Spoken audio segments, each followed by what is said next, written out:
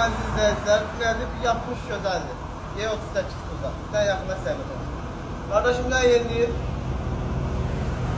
Pasatkaya bax. Var beləsi Bakıda. Yaxınlaş arxana da. Arxanı yeniləyir qardaşım səbət olsun. Yəni çoxsu Pasatka verir, kart salır bura. Yəni buna heç kart nədir? Nezak da girməz. Qabağa da sər. İdeal bir şəkillər. Avtomobil sayılıb seçilən avtomobillərdən biridir. Avtomobilin mən problemi nədir? Qapılarda olan pirsoslar işləmir. Qabaq qapı işləyir, arqa qapıda problem var. Gördüyünüz kimi yapışdırılır. İnşallah səhər çatma mexanizmini təmir edəcəyik, müştərimizə təhvil verəcəyik. Avtomobilin səhər çatma mexanizmi düzəldir, pirsos dediyimiz yerlər arasında. Gördüyünüz kimi. Qabaqdan olsa işləyir. Yoxlayır.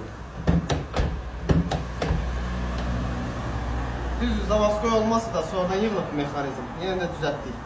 İzləmədə qalın, zəhmət olmasa takip edin.